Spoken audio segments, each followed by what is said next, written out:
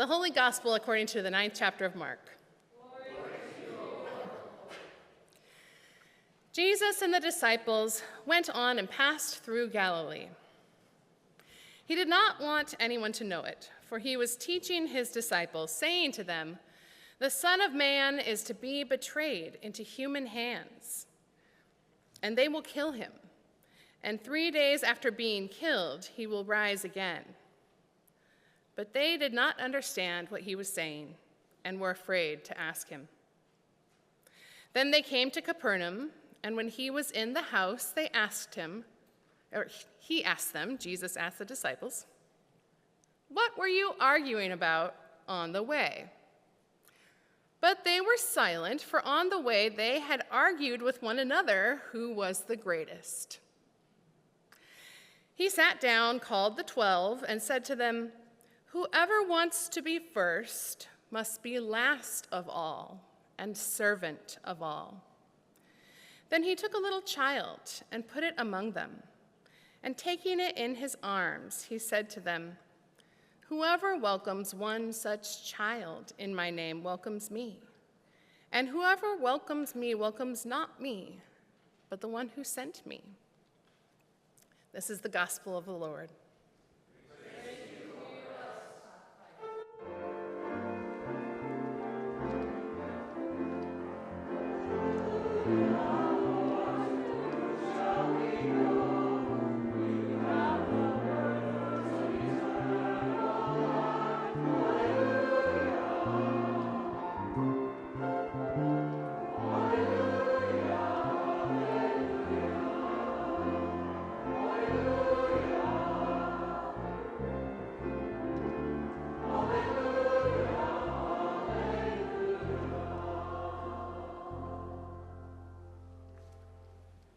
You may be seated.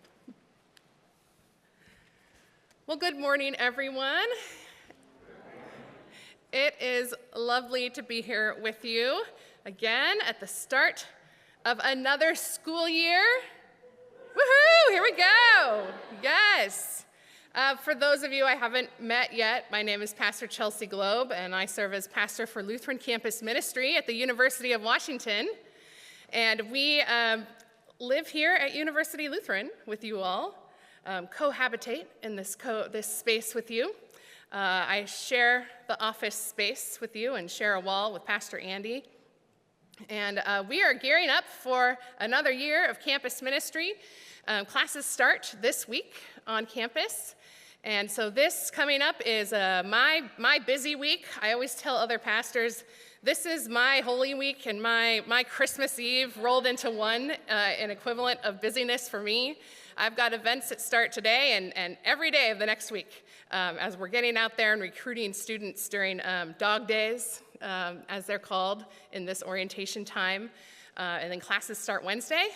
And then the week after that, we are starting our regular Wednesday nights with dinners, as we do here at the church. And hopefully we'll have a new crop of students that are coming along with our regulars. And nice to see some of our students here today. Thank you for being here. And for any others that are here and interested, come see me after the service. All are welcome at our events throughout the year. Any congregation members who are interested in helping us out throughout the year, please come see me. I am running low on volunteers for our first couple meals of the year. I've got a sign up out on my table. I need someone for October 2nd, October 9th. I think the 16th we've got someone, but those first couple of weeks really could use someone. So if you're free and you could bring a meal for students Wednesday, 6 to 8 p.m., let me know. Super simple. You can even just drop it off. If you can't be here yourself, we can arrange something. So it helps a ton for me to not have to be running around making food, too. Our group is about 10 to 15, especially in those early weeks, as students are coming and then kind of figuring out what clubs they're going to commit to in those early weeks of things as they're trying things out. So let me know if you want to help out, and we can make that happen. Also, next week you'll hear this in announcements too, but we're making that UW Sunday. So all week I'm going to be inviting students that I meet to come to church. and we're going to have a potluck after the service. So you see a nice little flyer in your bulletin. We're going to make hot dogs. We'll have veggie dogs too. But if you can come and bring a side dish for our potluck next week after service, that would be great. So hopefully we'll have a lot of students who will come to that, and it's a chance for us to greet them as a congregation as well as campus ministry too. Also, I put out a call for people to help me make sugar cookies for an open house that I'm hosting here on Thursday. I got cute little W cookie cutters. Anyone want to make sugar cookies for Thursday? Yes, yes. Okay, I see two. Lynn and Linda, come find me after service, and I've got cookie cutters for you. Yes. Okay, it can be gingerbread, so we're just going to decorate. I have this thing where we do crafts or things you can do with your hands, because then people don't have to stare at each other awkwardly. But you give people something to do with their hands, and then they talk to each other. It's the key. It really is. People are like, why do you have so many craft supplies in your office? I'm like, oh, there's a method here. Don't worry. Thank you. So, we're getting ready to go. It's going to be a great year. Excuse me. An exciting year. And an interesting year. As you know, we are embarking together on a big project here at University Lutheran. You see the yard out there is all blocked off. We had a tractor out there in the yard for a while. Together, we are creating a permanent space for campus ministry here in this building. And I cannot be more excited about that. That was one of the things when I started 4 years ago that I was hoping could happen here. And it's happening. It's actually happening by the grace of God and prayers and amazing donation that just came into place and went, pooh, okay, it's here. Go. It's going. So this year might be a little bit, have some points that are a little bit interesting as we're working with a building project that you saw the wires hanging down out in the lounge there. That's just the beginning, right? Soon we're gonna not have a wall there as they're putting in an extension, and lots of things that will be changing around here. And as we know, living in a building project is not always easy, but it is going to be so worth it. So worth it. Ever since this campus ministry sold the property that we owned a couple blocks over, and then I started as pastor a couple years after that, the board and I have been wondering, where are we going to be? What is going to be the future of this ministry, and where will our home be? And we've loved being here at University Lutheran. And I'm so glad that we're making it official. This is kind of the nonprofit equivalent of moving from the shacking up phase to the put a ring on it phase, right? Like, we've got the paperwork. we're putting the money together, the joint account, basically. Like, it's official now, people. Like, here we go. I'm really gonna miss being able to yell at Pastor Andy through my wall, but we've got this plan for extensive, string can, that's gonna go through the walls. Don't worry, Clint, it'll be easy. Just kidding. Walkie-talkies might be involved when I have my office downstairs. But yeah, it really is just going to be so much fun to have a space that we can have our own, that we can welcome students in, that faces the direction of campus, that we can decorate and make our own and have open during the day for students to come hang out in. It's just this vision that I've had that we're gonna make come true, and you are all helping us do that. So thank you. I think it's just exactly what needed to happen. It is an answer to prayer, and God is telling us, I think, that this ministry in this place is far from over, that we have so much to do together here in this place, in this time, that we have so much more to do in making disciples in Jesus' name and proclaiming the good news of Jesus' unconditional love and acceptance. In our gospel lesson today, Jesus has a little something to say about welcoming and including people. So he and his disciples have been traveling, and along the way, the guys start to argue over the silliest thing. Maybe this whole thing is about them being children. Which one of them is the greatest? I always try to imagine exactly how their argument went. Like, are they arguing over which one is Jesus' favorite? Like, no, I'm his favorite. No, I'm his favorite. Which one was this the best at being the disciple? I'm the best at discipling. No, I am. Like, how do you even measure that?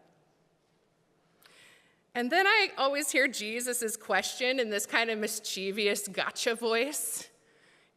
Like kind of like a parent, like, what are you talking about? Because he knows, right? He knows. And in Luke's version of this same story, the author even notes that Jesus knows exactly what they've been talking about. Here in Mark, he doesn't tell us, but he knows. And then it's funny that it tells us they're silent. They know they're in trouble. And I love how Jesus just takes this ridiculous argument they're having and flips it on its head. But they live in a world that is used to defining people and seeing people by their rank, their class, their race, who is elite, who is subordinate, who is rich or poor. Maybe it's natural that they started to recreate that structure in their own little group. Jesus must have been so frustrated. I imagine he thought, haven't they been listening at all to what I've been saying? But like a very patient parent, he doesn't scold or yell, and he sees this as an opportunity to teach them yet another lesson. He says, whoever wants to be first must be last of all and servant of all. He reminds them that the usual rules of society are not going to be the rules of his community. He tries to tie it back to that beginning of the gospel reading where he'd been trying to tell them about what is to come. The life of the cross that's going to be happening is lived for others. And then to demonstrate, he brings a child into their midst and says, whoever welcomes this child in my name welcomes me. And whoever welcomes me welcomes not me, but the one who sent me. Now, what does welcoming a child have to do with being a servant? In Jesus' time, children were kind of the lowest on the rung in terms of rank or status. They held very little value, especially a child who was maybe just wandering around on the street or wandering around the house, most likely from a poor or lower class family. I also looked up the Greek word for welcome here, wanted to dig into that a little bit more, because that's a word that kind of gets overused in the church a bit, welcome. Any churches can say all are welcome, right? But how do we know who means it? And the Greek word, when you dig a little deeper, also means to receive or to accept or to have as a guest. So it doesn't just mean welcome as in be polite to or, talk to them a little bit like we see Jesus doing. Or maybe we might mean, or some churches might mean when they find someone new in their midst and say hi and chat a little bit. Jesus is telling them that to be the greatest disciple, the one who is last and servant of all, to even such one as this, a child of humble means that you fully receive them, that you accept them as a guest, as an honored guest. Think of that famous Middle Eastern hospitality, as an honored guest. And I'm sure his disciples, with the world that they live in and their worldview, they probably wouldn't have even noticed this kid going about their daily lives. This is probably a child, if they were out on the street and this kid was walking by, this is probably a child who would be lucky to survive unharmed to adulthood, who would have to eke out a living, who would be constantly dodging the authorities, hope to avoid being conscripted into the army or into slavery or sold by his parents into either. I know we have no way of knowing what this child's circumstances are, right? But we can use the clues of the context here to do a little guessing. And this, Jesus says, this is who the disciples need to be welcoming, receiving, accepting as honored guests. To be welcoming like you would welcome a stranger and give them the best of what you have, even the clothes off your back. This little unknown child. This child to them is not important, isn't special. They certainly aren't the greatest or the best. They just are. This child is simply a child of God, and that is enough. That is enough to warrant the most extravagant welcome and reception that there is. I hope that is something that we can give the college students this year and anyone new who comes through our doors. I think we have a very good start as we've been working together these past few years. And I think it's something we can get even better at. One of the defining features of a university congregation like this is that we see a lot of people moving in and out of our congregation, right? Compared to other congregations that aren't right next to a giant university that has people moving in and out. We see a lot of turnover, more so than other places. I'm still getting used to this in campus ministry, being almost 4 years in. I had 6 graduates last year, and all the students that started with me in 2021 when we first were here at ULU are gone now. And that was hard. I think that can sometimes be a point of tension in a congregation, because a congregation is an institution that relies on stability and relies on having people who will root down and stay for a long time, right? And really commit themselves and their time and their treasures to being here. And yet, we are also in a neighborhood that is constantly in flux. And so how do we bring those two things together and make that work, right? And in some ways, all congregations have that. I mean, no place is the same as they were 50 or 100 years ago as when they started. But here we see it faster than other places might. Perhaps our gospel story today is asking us to consider how we welcome and receive new people in our midst, especially people affiliated with the university. Now, the gospel lesson isn't a perfect analogy because we are talking about mostly young adults, not children. Let's not call the college students kids, okay? They are over 18, so I'm practicing that too. We're not going to call them kids, Okay, let's strike that from our vocabulary. Young adults, no matter how old they are compared to you, they are not kids. They're adults, right? Maybe still learning to be adults, but adults.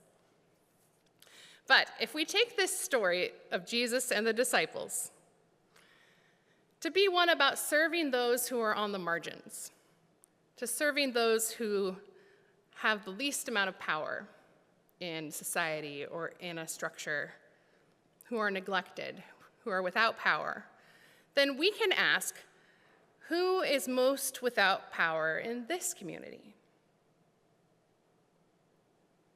And one way to answer that is visitors. And that's of any age, right? We could say those who aren't officially members. And that could be people who spend, 1 to 4 years here, who come here through their whole college years. But if they never become members, then where does that leave them? They can't vote at meetings or be elected to council, which you should because it's super fun. Or serve on committees, right?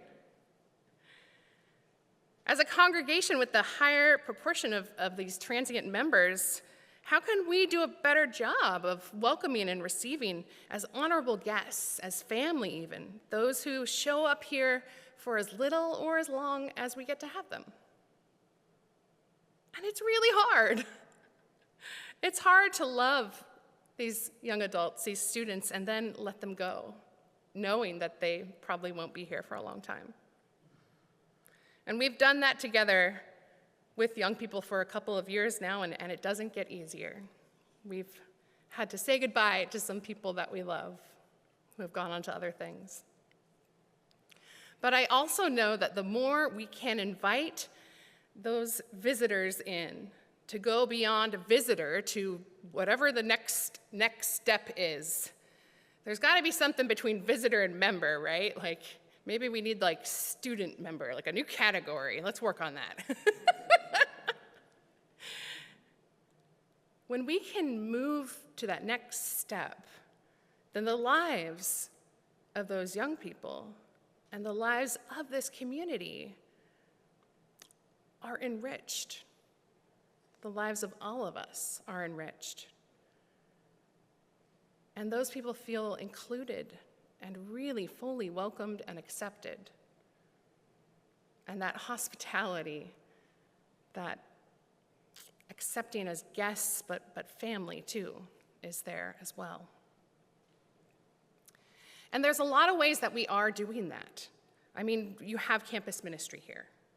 That's amazing. You have welcomed us with open arms, and we're like, yes, please come here. We want you here. Thank you. You bring dinners for students. We do events and services together. The paid choir positions is amazing. Such a great idea. And things like wearing your name tags and having name tags out for people, maybe not today because it's a mess out there. But striking up conversations with new people you see in the pews, inviting new people to sit with you at coffee hour, or maybe to go out to coffee later, or out for a beer. Those are all things that you can do to keep being welcoming on a regular basis on Sundays. And there's things that we can keep brainstorming and thinking and asking people what would be helpful, right? Would a young adult group, people who aren't in school anymore, would that be something that would be helpful? Or people who are not interested in a student group like mine, but need something else that would support people their age, would that be helpful? Maybe a newbie orientation after service, or a what is liturgy, or AKA why do you Lutherans sing so much in your services, What is this about? Why do you say Lamb of God and talk about that all the time? Or, we can do these kind of things together. We are in this together. And we will keep working together and figuring this out and listening for God to lead and guide us in this endeavor. with what God would have us do, to be a voice for the voiceless, for those who need us here in this place, and be a beacon for inclusion and justice in Jesus' name, continually led by the Spirit, as we have been doing and strive to continue to do even better and even more. So let's get to it. Go Dogs! Thanks be to God. Amen.